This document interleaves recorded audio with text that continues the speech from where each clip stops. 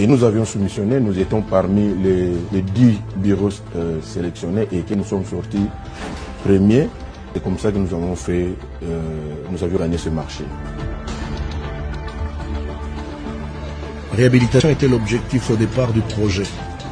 Mais au vu de la vétusté accélérée des infrastructures, vétusté confirmée d'ailleurs par des études sur le terrain, l'option de la reconstruction de fond en comble de l'hôpital Mamayemo finira par s'imposer. Nous sommes en train d'exécuter la phase 1. Alors ici, vous voyez, nous allons construire un bâtiment R+4 avec un nouveau sous-sol. Donc ça nous fait 6 dalles à couler. Et nous avons excavé à 4,60 m des études de l'office des routes. Et nous avons remblayé l'empierrement à 1,70 m. Là, nous aurons la cave qui sera à moitié sous la terre, une partie au-dessus, et puis les rez-de-chaussée 4 niveaux. Quand nous allons terminer les 2 phasages, c'est en ce moment-là que nous allons construire les 2 bâtiments-là. Les 2 bâtiments-là sont juste des bâtiments techniques. Dans les bâtiments techniques, gorge, l'IREM, dialyse, bloc opératoire, toutes les histoires qui sont techniques, c'est dans la 2e phase que nous allons le faire. Donc nous devons livrer les 2 phases avant décembre 2023.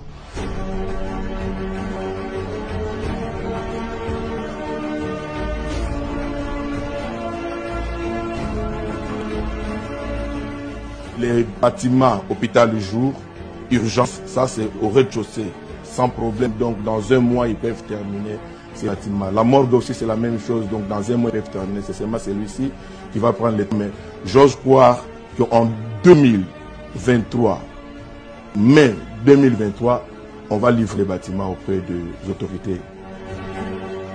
Nous avions subdivisé la morgue en 2 parties. Il y a la partie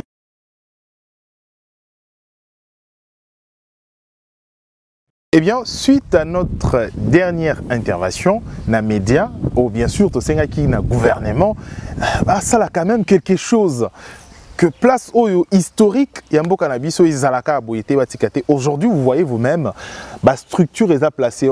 Hier, tant que y a une image et illustration, aujourd'hui, le gouvernement est qui quand même et l'implication au moni ba conteneur aux awa nani nezali awa bo ezali pona ko réfectionner et si ka pagode aux aiki nani moko site présidentiel au Maréchal Mobutu Seko, l'ancien président Yambo Cannabis au Congo azalaki ko yamba bato ebele. Alors ya marque ba yamba ma awa tozana mama ani to continuer to silisa cette partie ya histoire biso mama ani bonjour okoko pusana toujours continuer notre partie donc awa pagode, oui. Enfin, autorité qui mbela na bino vraiment tout ça qui récemment dans l'émission le gouvernement a s'impliquer quand même dans quelque chose la 2020 2020 aujourd'hui 2 ans après moni ba retomber dango et ça li au boni et ça ngé sengo makasi makasi na habité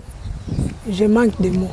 Alors pagode et kolata robe yasika na gouvernement yasika sous l'impulsion à chef de l'État mais sous le guide il y a ministre Modero Timba, voilà ministre tourisme actuel Lelo ce qui bateau bakolanda biso aujourd'hui bako retenir d'abord nini na place oyo historique pour na bateau oba viva des années 70 ti 90 ba espérer mais déjà des bazo bongisa boy ils a un pas baye bake bako zongela mouvement na bango mais koza susu ndenge ezaki liboso te ke interdiction bona non sikoyo comme site touristique comme place moko pe ya loisir bako ya bako sepela vraiment elongo ne ezalaki o soko ngoya awa bapekisi les république yaki na sima 3e république epekisaki makambo ebele beaucoup d'interdictions non ye moko lera zalaki ezalaki zaika pona yemoko mais sikoyo na initiative ya chef de l'État na ministre na biso bazo sala ngo site touristique donc mutu nyonso koko uta na yepa ya lingi aye ako 3e république bakabila tango bayaki na mboka na biso c'est-à-dire papa na mwana bapekisa banda interdiction ezalaka pona ni bon interdiction ezalaka comme tel te mais ezaki nde abandonné délaissé ezaki abandonné mais bato ezaki soko ya o mona bana mura basoda so ngoka tika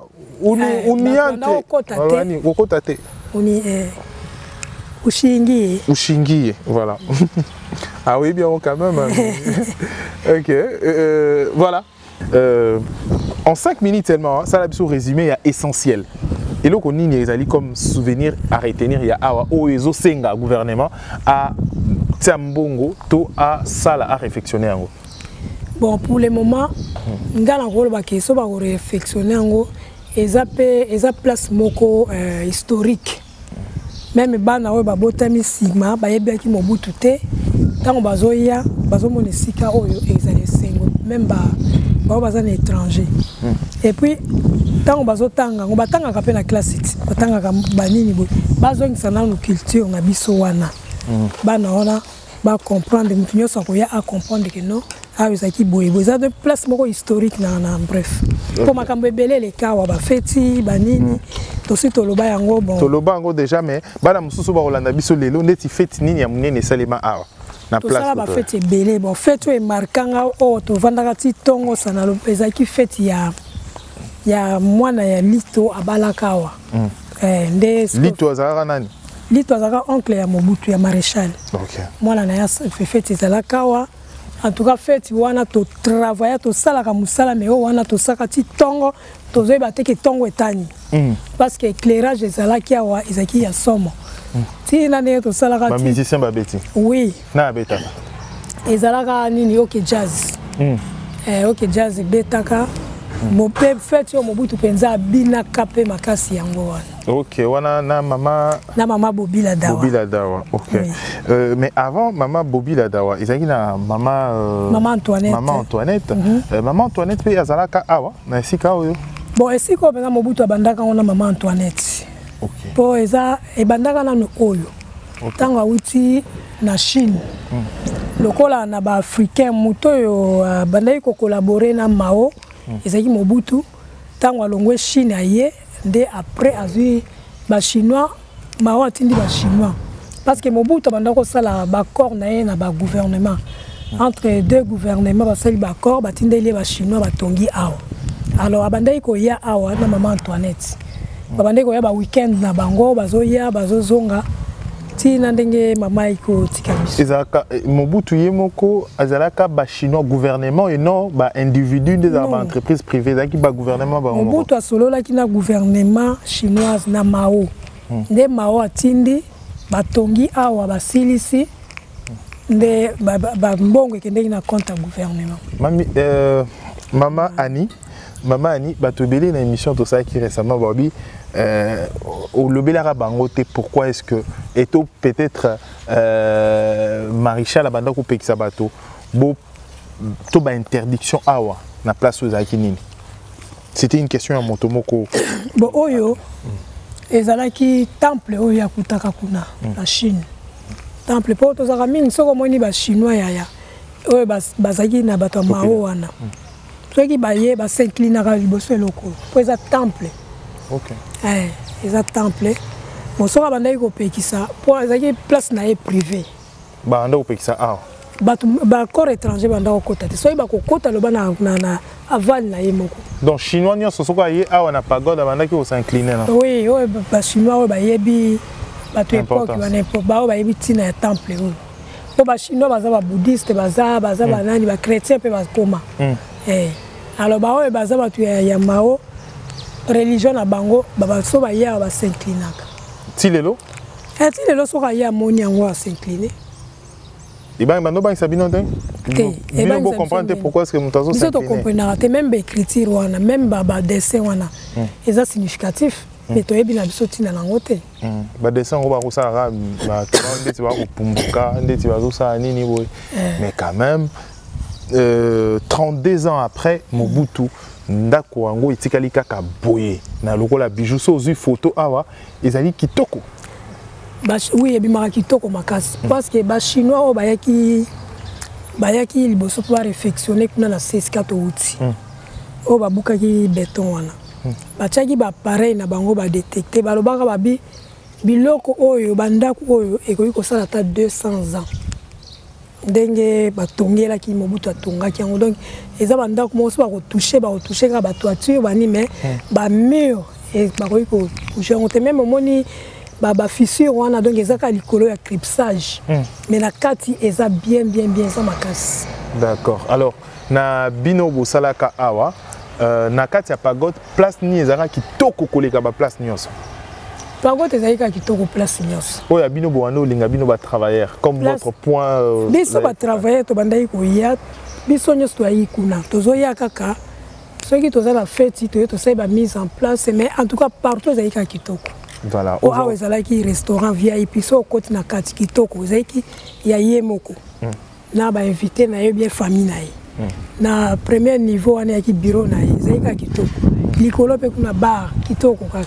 Mais l'actuel président de la République Kazali Moto a viva pe période de Mobutu hein, parce que son père Azaki ministre Azaki na rana Babylone bien avant comme opposant mais Azaki na tempé également je crois certainement koleka awa pe na pagode quand même je crois pour koloba Moto a viva qui période wana aleka awa est-ce qu'ils ont vraiment logique. Moto aviva période ya Mobutu na ta wana vraiment azali na mwa lochocho na ye azali na mwa mbongo na ye est-ce que azangaka koleka bato pe bango nyonso pe baleka te mais azaki kwa moko ozala na lien moko bio te ozala na rendez-vous na ye.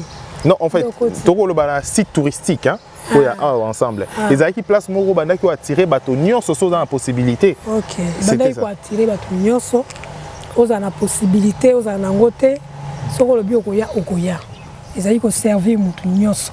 Alors, comme ambition na suka, les deux zaka juste visite moko total ndeni quand même misale ko salema et to l'année lango de près évolution ba travaux oyo mais est-ce que bazong ça toujours ndako ngo ndenge zaki boye to bazo buka nyonso bazo tonga bazo sa nini awa exactement? Non ba buka te. Ba ko sa bazo réflexionner. Juste réflexion. Bazo longola oye baby ba remplacer à bien.